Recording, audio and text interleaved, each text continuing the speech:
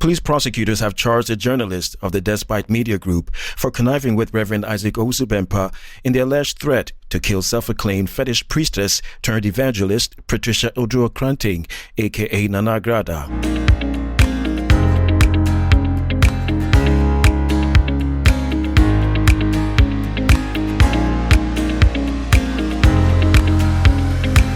The police said Kwame Amu, the journalist, interviewed Reverend Owusu-Bempah, the general overseer of the Glorious Word Power Ministry International, on the day of the said incident.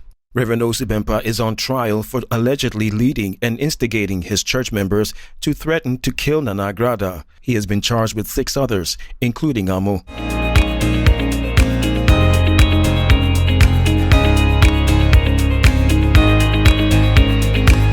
At their appearance in court yesterday, all the accused persons pleaded not guilty to various counts of conspiracy, abetment, offensive conduct conducive to breach of peace, and threat of death. They appeared in court after the police prosecution amended the charge sheet. This is the 3rd time police prosecutors have amended the charge sheet, with the case traveling to 3 different circuit courts.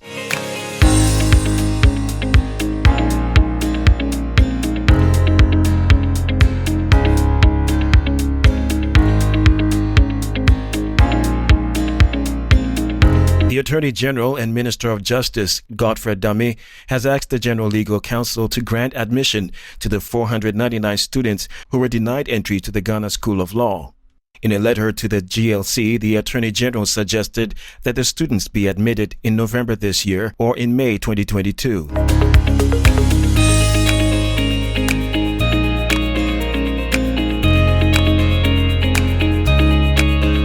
According to him, provision can be made for the organization of classes in a way to cater for the entire candidates of the Part 1 course of Professional Law course. The Attorney General's letter dated November 1st, 2021 also said the GLC can alternatively organize a special examination in November for the aggrieved students to justify their admission.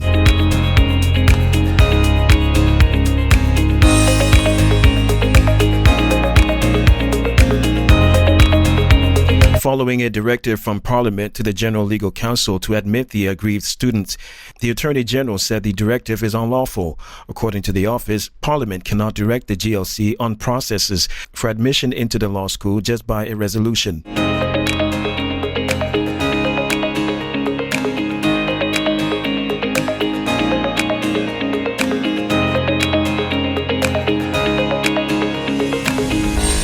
The Environmental Protection Agency, EPA, says it is ready to partner Zoomlion Ghana Limited, a subsidiary of the Jospong Group of Companies, JGC, and other waste management companies to keep the country clean.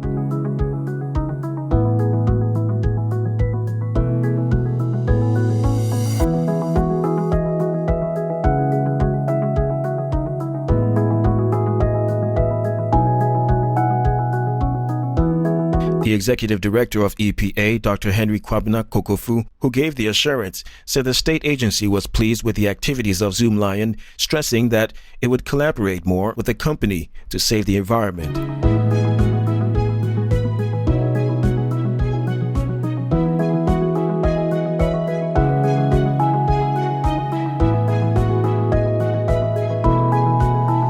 He added that the EPA was poised to open its door to collaborative work with private players in the waste management space to ensure their work were backed by compliance. The EPA boss therefore commended all private waste companies, especially Zoomlion, for their relentless efforts to rid the city of filth.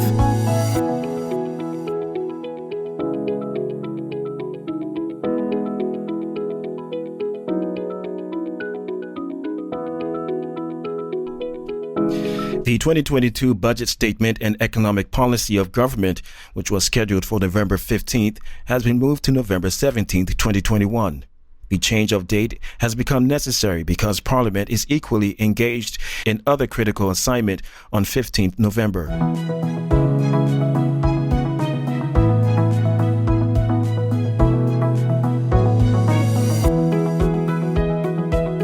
Last Friday, November 5th, Deputy Majority Leader Alexander Afenyo-Markin, during the presentation of the business statement, told the House that the 2022 budget statement and economic policy of government will be presented on 15th and not 17th November 2021, as originally advertised.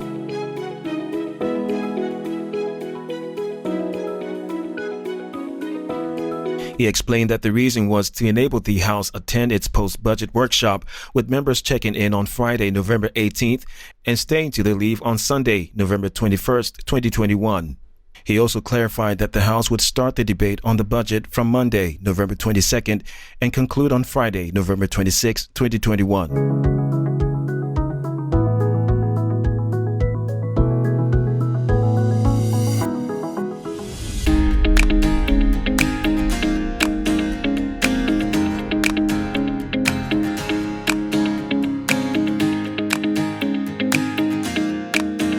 Ahead of the presentation of the 2022 budget, the director of the Institute of Statistical, Social, and Economic Research, Professor Peter Quartey, is calling for the scrapping of some nuisance taxes introduced in the previous budget.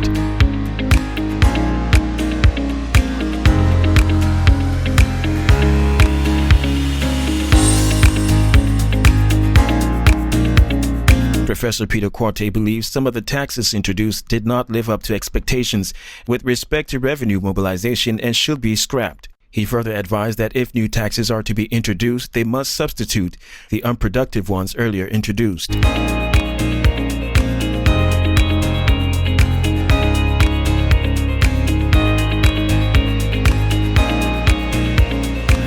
Some new taxes were introduced in the 2021 fiscal year, while some already existing ones were adjusted upwards as part of plans towards the economic recovery of the country.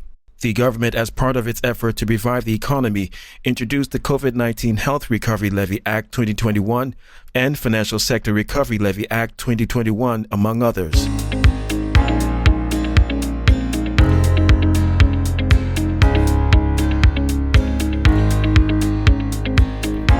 The Social Security and National Insurance Trust, SNIT, says employers who submit contributions reports for employees without Ghana card numbers from next year risk attracting sanctions.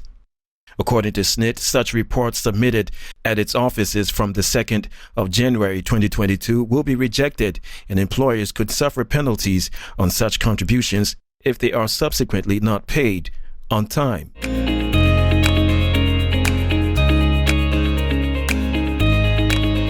As part of government's plans to migrate all identification numbers onto the National Identification Card, also known as Ghana Card, the Social Security and National Insurance Trust on June 28, 2021, began processes to merge all SNIT numbers to the Ghana Card.